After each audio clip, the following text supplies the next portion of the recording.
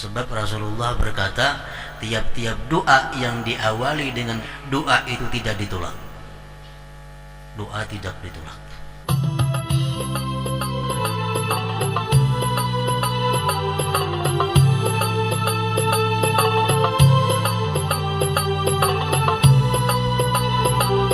Bismillahirrahmanirrahim. Artinya adalah dengan nama Allah yang Maha Pengasih lagi Maha Penyayang. Abda'u, aku mulai. Artinya kita memulai pekerjaan atau memulai bacaan dengan Bismillahirrahmanirrahim. Kita mengucap Bismillahirrahmanirrahim itu banyak makna yang terkandung di dalamnya. Pertama, tabarruk bismillah. Kita mengambil berkah dengan nama Allah.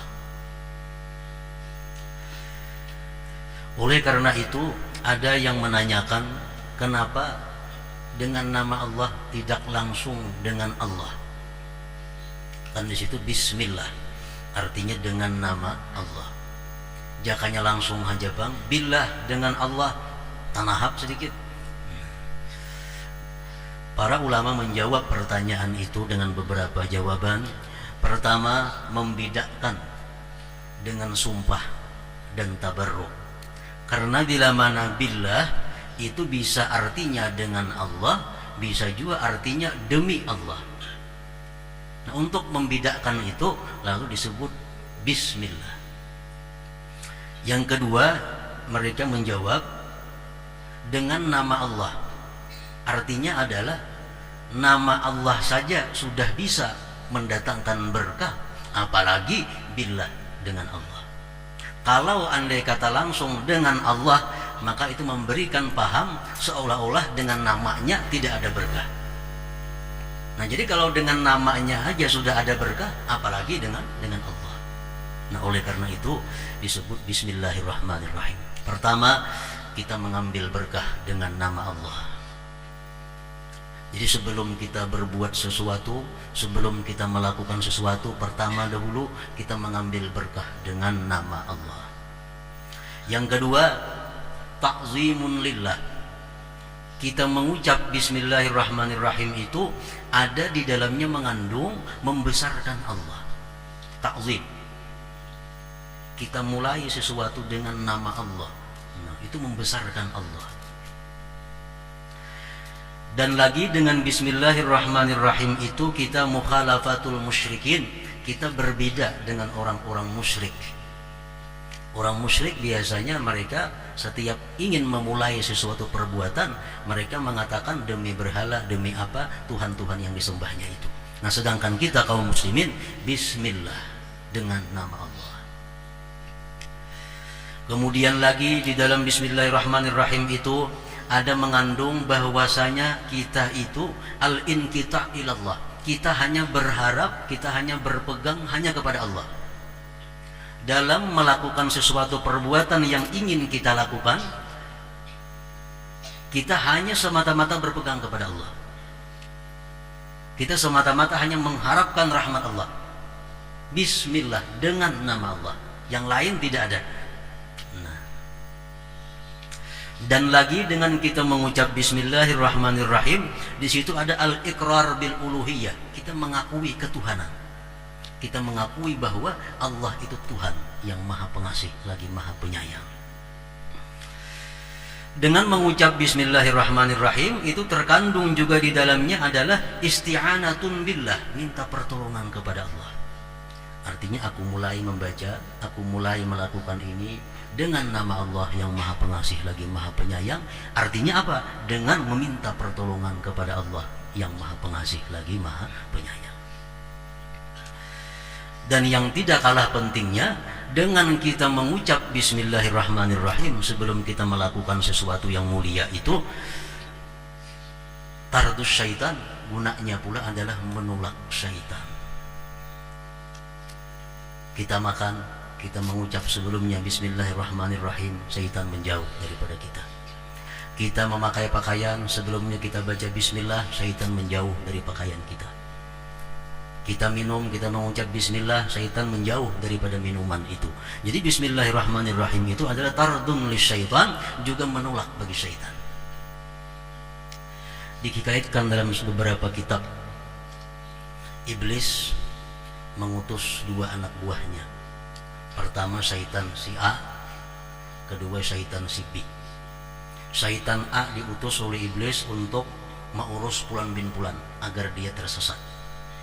Syaitan nang B ini pun diutus oleh iblis untuk menggoda seseorang lainnya agar dia tersesat. Diberi waktu sekian hari oleh iblis. Hari demi hari akhirnya datang kedua syaitan tadi kepada tuannya iblis. Syaitan nang saekung ini datang kurus, pakaian cumpang camping, merigat. Sedangkan syaitan nang saekung ini sekali datang awak lama, pakaian rapi, nicis. Jadi iblis kenapa ikan pindah berubah datang keduanya nih? Ujar nang kurus karing itu, nang pakaiannya cumpang camping tadi, wahai iblis, engkau mengutus aku kepada laki-laki nang bila makan bismillahirrahmanirrahim, bila hendak minum bismillahirrahmanirrahim, hendak bapakaian bismillah, hendak bakandaraan bismillah, turun dari rumah bismillah. Jadi aku ada kesempatan untuk menggoda laki-laki itu. Akhirnya ia kejadianku macam ini, awak kurus karing bagi cumpang camping, ikam nang lamak ini bang bapakaian pinarapi ini apa? Aku ikam utus wahai iblis kepada orang nang makannya kada bismillah, minumnya kada bismillah, bapakaiannya kada bismillah. Ya macam ini jadinya aku lamak pakaian baik. Artinya apa? Setiap kita makan makanan kada mengucap bismillah sebelumnya, itu syaitan ikut makan bersama kita. Bukan mengurangi kanyangnya kepada kita, tapi mengurangi berkah makanan itu. Makanan yang kurang berkah itu apa jadinya? Membuat kita malas untuk taat, malas untuk ibadah, malas untuk berbuat kebaikan. Itu akibat daripada makanan yang kurang berkah. Jadi kada gampang, bukan masalah inting. Kalau kita makan bismillahirrahmanirrahim, walaupun makannya sedikit, makanan ini jadi berkah. Bila makanan ini jadi berkah, memberikan kekuatan kepada tubuh kita untuk beribadah, rajin sembahyang, rajin menuntut ilmu, rajin berbuat segala macam kebaikan. Nah, jadi itu pentingnya bismillahirrahmanirrahim ini sebelum makan dan minum itu. Para muhibbin rahimakumullah, Ibnu Mas'ud berkata, man arada ayyunjiyahullah minaz zabaniyah at-tis'ata ashar falyaqul bismillahirrahmanirrahim li'anna hurufaha 19. Ujar Ibnu Mas'ud, bismillahirrahmanirrahim itu hurufnya ada 19. Hitung mulai ba itu sampai mim 19 hurufnya. Dan malaikat zabaniyah, malaikat neraka, malaikat yang khusus menyiksa orang-orang yang menentang Allah, itu jumlahnya 19. Siapa yang mengata bismillahirrahmanirrahim, maka dia akan terhindar daripada malaikat zabaniyah yang 19 itu. Al-Quran mengatakan, wa ma adraka ma saqar la tubqi wa la tazar lawahatun lil bashar 'alaiha 19. Tahukah engkau neraka? Neraka itu tidak meninggalkan, tidak menyisakan daging, rambut daripada tubuh kalian, semua dibakarnya. Lawahatun lil bashar, dia menghancurkan kulit-kulit manusia. Bismillah 19, di atas neraka itu ada 19 malaikat yang disebut dengan zabaniyah. Bila kita membaca bismillahirrahmanirrahim dengan hati yang bersih dan penuh keimanan, 19 huruf bismillahirrahmanirrahim itu mendinding kita, mencegah kita daripada cengkraman malaikat zabaniyah yang 19 itu. Ini khusus bismillahirrahmanirrahimnya. Lain hendak makan lain istilah membaca bismillahirrahmanirrahim. Kalau kita membaca Ratibul Atas, itu sudah ada di sana. Ratibul Atas ada bismillahirrahmanirrahim, bismillahirrahmanirrahim, bismillahirrahmanirrahim, bismillah tahassanna billah. Nah, jadi ada bismillah 3 kali di situ. Dan dalam ratib lain itu ada. Hanya ada di Ratibul Atas bismillahirrahmanirrahim, beliau mengulang-ulang 3 kali. Bila kita baca itu dengan hati yang bersih, dengan penuh keimanan, mendinding kita daripada malaikat zabaniyah tadi. Para muhibbin rahimakumullah.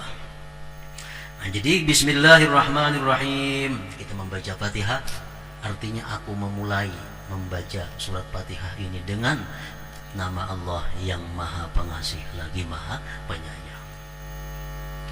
Geritik hati hendak membaca Al-Quran, minat, keinginan hati untuk membaca Al-Quran, untuk sembahyang, untuk berbuat kebaikan, itu merupakan nikmatul uzma, nikmat yang besar, nikmat yang agung. Bila hati kita ini ada tergelitik hendak menuntut ilmu, hendak membaca Al-Quran, hendak sembahyang, ada minat dalam hati kita, itu nikmat Allah yang agung kepada kita. Kita baca bismillahirrahmanirrahim, aku mulai, ini pekerjaanku, ini sembahyangku, ini bacaanku dengan bismillahirrahmanirrahim, itu nikmat yang agung. Bila mana kita dapat nikmat, apa yang paling layak kita katakan? Kita dapat nikmat, apa yang paling berhak kita sebut? Tidak ada lain selain daripada alhamdulillahirabbil alamin. Nah, itu orang sembahyang khusyuk, orang mengerti bahwa sembahyang khusyuk. Nah, bismillahirrahmanirrahim, dengan nama Allah aku sembahyang, aku bisa membaca Quran, itu nikmat Allah. Lalu alhamdulillahirabbil alamin, segala puji bagi Allah, Tuhan semesta alam. Rasulullah sallallahu alaihi wasallam bersabda, alhamdulillah thamanu kulli ni'mah. Alhamdulillah itu adalah harga tiap-tiap nikmat. Allah memberi kita nikmat, kita alhamdulillah lunas. Bila Allah memberi nikmat kepada kita, kita kadang mengucap alhamdulillah, kita belum bayar nikmat. Alhamdulillah thamanu kulli ni'mah. Alhamdulillah itu adalah harganya nikmat. Bahkan Allah Subhanahu wa taala disabdakan oleh Rasulullah sallallahu alaihi wasallam, apabila Allah memberikan kepada hambanya satu nikmat daripada nikmat duniawi, misal duit datang, atau makanan datang, atau pakaian datang kepada kita, kita sahut alhamdulillah. Allah berfirman, ujar Allah apa? Itu lihat hambaku, dia ku beri sedikit, dia ku beri dunia yang tidak ada artinya, tapi dia balas aku dengan ucapan yang sangat besar yang abadi sampai hari akhirat nanti. Alhamdulillahirabbil alamin. Rasulullah sallallahu alaihi wasallam bersabda lagi, alhamdulillah amanun lin ni'mah min zawaliha. Bila kita dapat nikmat lalu kita ucap alhamdulillah, itu adalah merupakan keamanan daripada hilangnya itu nikmat. Kita dapat nikmat, alhamdulillah, insyaallah ini nikmat akan tidak hilang, tidak akan dibinasakan oleh orang. Alhamdulillah amanun lin ni'mah min zawaliha. Rasulullah sallallahu alaihi wasallam bersabda lagi, kullu amrin zibalin la yubda'u fihi bilhamdulillah wa huwa aqta'. Tiap-tiap sesuatu perkara yang mulia yang tidak dimulai padanya dengan alhamdulillah, maka itu perkara menjadi potong, kurang berkahnya. Maksudnya adalah ada dalam beberapa keadaan tertentu kita disuruh mengucap yang pertama itu alhamdulillah, bukan bismillah. Dalam keadaan-keadaan tertentu kita dianjurkan oleh Rasulullah, ucapan pertama yang kita ucap alhamdulillah, bukan bismillah. Ada lagi dalam keadaan-keadaan lain, ucapan yang kita ucap alhamdulillah itu letaknya sesudah bismillahirrahmanirrahim. Nah, oleh karena itu para ulama mengatakan bahwa mengucap alhamdulillahirabbil alamin itu kadang-kadang hukumnya wajib. Seperti kita sembahyang, alhamdulillahirabbil alamin, itu wajib loh. Ketinggalan itu kada sah sembahyang. Nang wajib lagi dalam khutbah Jumat, alhamdulillah biar hati. Nah, itu wajib. Ada lagi alhamdulillah itu mengucap hukumnya sunat, seperti waktu khutbah nikah. Khutbah nikah itu dimulai dengan alhamdulillah, itu sunat. Memulai doa dengan alhamdulillah itu sunat. Tapi sebaiknya doa itu dimulai dengan bismillahirrahmanirrahim dahulu, yang kedua hanya alhamdulillah. Sebab Rasulullah berkata, tiap-tiap doa yang diawali dengan bismillahirrahmanirrahim, doa itu tidak ditolak. Doa tidak ditolak. Mengakhiri doa alhamdulillahirabbil alamin sunat. Sesudah makan, sesudah minum sunat. Ketika dapat nikmat yang tidak menjahatkan akan orang lain, itu pun juga sunat kita ucapkan alhamdulillahirabbil alamin. Ada nikmat yang diberikan Allah kepada kita, cuma orang lain ini sedang sengsara, sebaiknya jangan diucapkan di mulut itu alhamdulillah. Kenapa? Karena orang sekitar kita dapat musibah. Pernah dikatakan salah seorang aulia besar yang bernama Sari As-Sakati, ini semasa dengan Imam Al-Junaid Al-Baghdadi, ujar Sidin, aku beristighfar selama 30 tahun. Gara-gara apa? Gara-gara mengucap alhamdulillah. Kenapa kisahnya? Ujar Sidin, suatu hari aku sembahyang di masjid. Tuntung sembahyang di masjid, datang orang mengabarkan, Tuan Guru, itu pasar kebakaran, habis semua toko-toko orang, tapi toko pian selamat. Alhamdulillah. Hanya aku tak pikir Sidin, aku mengucap alhamdulillah di atas penderitaan orang lain. Aku istighfar tubat kepada Allah selama 30 tahun dengan ucapanku alhamdulillah itu. Mestinya aku kadang mementingkan nikmatku selamat itu, nang pikirkan adalah ribuan toko orang nang terbakar itu, nang pikirkan bukan nikmat nang terima tokoku itu selamat. Nah, jadi mengucap alhamdulillah ini pun ada aturannya juga. Mengucap alhamdulillah bisa makruh bila mulut kita bernajis atau kita berada di tempat-tempat najis, tempat kotor lainnya. Dan mengucap alhamdulillah ini bisa pula haram bila mana kita gembira dengan maksiat. Orang menang judi, alhamdulillah, itu mengganari dosanya. Orang minum arak meriga, alhamdulillah. Nah, ini adalah ucapan alhamdulillah bukan menambah pahala, tapi justru menambah dosa kepada yang mengatakannya. Para muhibbin rahimakumullah, alhamdulillahirabbil alamin itu kadang-kadang dalam beberapa keadaan alhamdulillah ujungnya diganti kada rabbil alamin, tergantung keadaan yang menuntutnya. Seperti kita habis bangun guring, Rasulullah mengajarkan kalau kita bangun guring, apa yang kita baca? Alhamdulillahilladzi ahyana ba'dama amatana wa ilaihin nusyur. Jadi orang itu mengetahui hati kita ini apakah untak dengan Allah, apakah hati kita ini selalu berada dalam kasih sayang Allah. Mengetahuinya salah satunya adalah orang itu bila bangun guring, alhamdulillahilladzi ahyana ba'dama amatana wa ilaihin nusyur. Artinya apa? Orang tuh begitu bangun guring karena ada pikiran lain selain daripada memuji Allah. Itu menunjukkan bahwa hati orang ini hidup sebenarnya. Kalau orang-orang yang hidupnya sibuk dengan hal-hal duniawi, mungkin bangun guring, alhamdulillah, nah apakah dicarinya ujuk-ujuk? Itu kita bisa merasakan, kita bisa menilai diri kita, bangun guring itu apa yang kita gawi, apa yang kita ucap. Kalau hati kita ini hidup terhubung dengan Allah, mesti kita ucapkan alhamdulillahilladzi ahyana ba'dama amatana wa ilaihin nusyur. Nah, hafal, nah kada hafal banyak lagi itu. Alhamdulillah alladzi ahyana ba'dama amatana wa ilaihin nusyur. Kada alhamdulillahirabbil alamin kada. Kita keluar dari WC, gufranak, alhamdulillahilladzi azhaba anni al-adza wa afani. Alhamdulillah alladzi azhaba, jangan alhamdulillah rabbil alamin kalau keluar WC. Ada aturannya alhamdulillah. Sesudah makan alhamdulillah, terus kurang-kurangnya. Yang lebih baik lagi alhamdulillahilladzi at'amani hadza wa razaqani min ghairi haulin minni wala quwwah. Ujar Rasulullah mengatakan yang artinya siapa yang makan, sesudah makan dia mengucap alhamdulillah alladzi at'amani hadza wa razaqani min ghairi haulin minni wala quwwah. Allah ridha daripadanya, Allah mengampuni dosa-dosanya.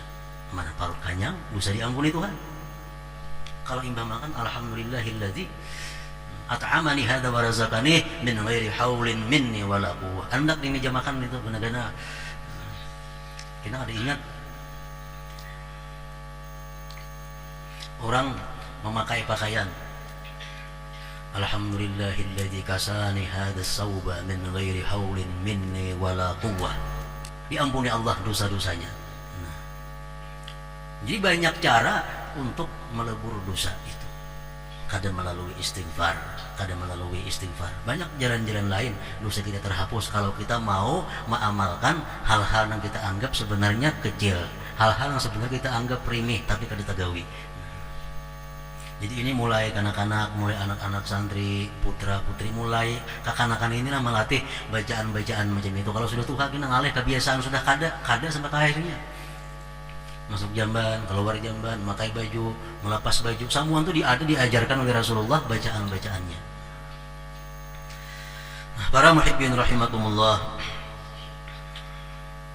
sesudah wahin bersin, alhamdulillah, itu minimal. Terbaik sedikit, alhamdulillahirabbil alamin. Terbaik lagi, alhamdulillah ala kulli hal. Tabaik lagi, alhamdulillahirabbil alamin ala kulli hal. Nang taharat lagi, alhamdulillahi hamdan thayyiban katsiran mubarakan fihi mubarakan alaih kama yuhibbu rabbuna wa yarda. Kalau kita wahin, kita baca itu, berebut malaikat mencatat amal ibadah kita itu, menurut sabda Rasulullah sallallahu alaihi wasallam. Menurut perkataan para ulama, alhamdulillah samaniyatu ahrufin wa abwabul jannah samaniyah. Faman qala hadhihi samaniyah an safai qalbihi istahaqqa samaniyata abwabil jannah. Alhamdulillah itu adalah 8 huruf. Pintu surga pun 8 huruf. Siapa-siapa yang mengata alhamdulillah dengan hati yang bersih, maka dia akan berhak untuk masuk ke 8 pintu surga itu. Duduk kita imbah makan, kita renungi nikmat Allah, diberi makanan, kawa menyuap, kawa mengunyah, kawa masukkan ke dalam parut. Kita renungi nikmat-nikmat itu, akhirnya alhamdulillah. Nah iya, itu artinya 8 huruf. Kita baca alhamdulillah berdasarkan hati yang bersih, hati yang penuh merenungi nikmat-nikmat Allah. Nah, kita akan berhak 8 pintu surga nantinya. Nah, sesudah alhamdulillahirabbil alamin, ayat yang kedua daripada surat Al-Fatihah, ayat yang ketiga adalah Ar-Rahmanir Rahim. Ar-Rahmanir Rahim. Alhamdulillah artinya segala puji bagi Allah. Nah, itu memberikan 2 makna. Satu, maknanya kita menetapkan bahwa adanya Allah.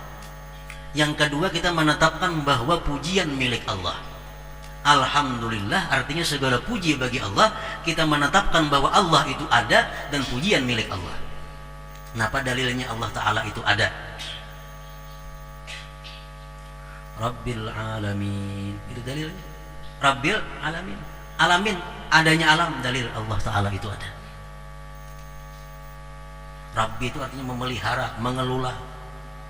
Alamin, semesta alam, alam binatang, alam pohon-pohonan, alam apapun, Rabbinya adalah Allah, pengelolanya adalah Allah, dan sekejap pun kada bisa terlepas daripada pemeliharaan Allah Subhanahu wa Ta'ala. Andai kata ada batu itu terlepas daripada pelihara Allah, barang sekejap mata batu itu akan pecah. Andai kata ada pohon yang sekejap pun terlepas daripada pemeliharaan Allah, pohon itu bakal mati. Jadi Rabbil alamin, Tuhan pemelihara. Rabb itu artinya pemelihara, pengelola alam semesta ini. Dalil adanya Allah adalah alam.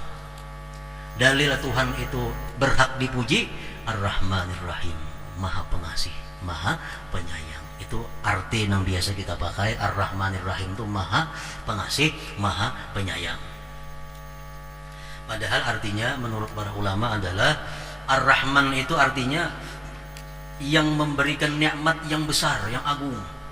yang memberikan nikmat-nikmat yang agung seperti nikmat iman, nikmat Islam, nikmat umur, nikmat sihat, nikmat melihat, nikmat mendengar, itu Ar-Rahman.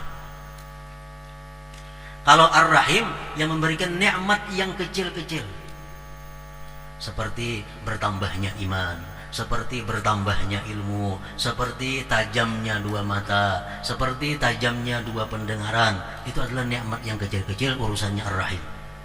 Jadi Allah memberikan nikmat yang besar-besar dan nikmat yang kecil-kecil. Ar-Rahmanir Rahim. Para muhibbin rahimakumullah, di situ ada memberikan sesuatu kesan yang menyebabkan kita itu takut dan menyebabkan kita harap. Pertama, alhamdulillahirabbil alamin, segala puji bagi Allah yang memelihara alam semesta ini. Itu kalau pikiran kita sekilas, orang yang mampu memelihara alam semesta ini begitu kuat orangnya, begitu dahsyat orangnya, karena dia mampu mengelola alam semesta. Itu kalau pikiran kita sekilas. Tapi Allah menyambung, Ar-Rahmanir Rahim, pengasih penyayang, yang mengelola alam semesta. Tadi orangnya bukan pemarah kada, bukan keras kada, tapi Ar-Rahmanir Rahim, maha pengasih, maha penyayang. Nah, dengan adanya Ar-Rahmanir Rahim ini, hati kita ada senang, hati kita ada gembira, karena Tuhan yang mengelola kita ini adalah orangnya pengasih lagi penyayang.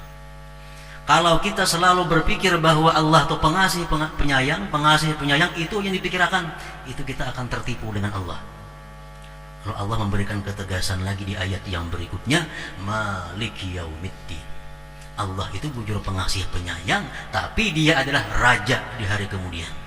Dan orang raja itu apa orangnya? Pasti bersikap adil. Arti adil apa? Memperhitungkan segala sesuatu yang besar dan yang sekecil-kecilnya. Itu membuat kita takut lagi kepada Allah Subhanahu wa ta'ala. Nah, jadi artinya apa? Kita membaca surat Al-Fatihah itu hati kita ini bulak-bulik antara gembira, senang dengan Allah dan kembali takut kepada Allah Subhanahu wa ta'ala. Nah, alhamdulillahirabbil alamin, Ar-Rahmanir Rahim, Maliki Yaumiddin, raja pada hari pembalasan nanti. Nah, selanjutnya ayat yang berikutnya adalah Iyyaka na'budu wa iyyaka nasta'in. Kita membaca surat Al-Fatihah yang kita hadiahkan untuk Habib Zain bin Ahmad Al-Idrus agar beliau disihatkan, diafiatkan oleh Allah Subhanahu wa taala. Wa ila hadratin Nabi sallallahu alaihi wasallam. Al-Fatihah.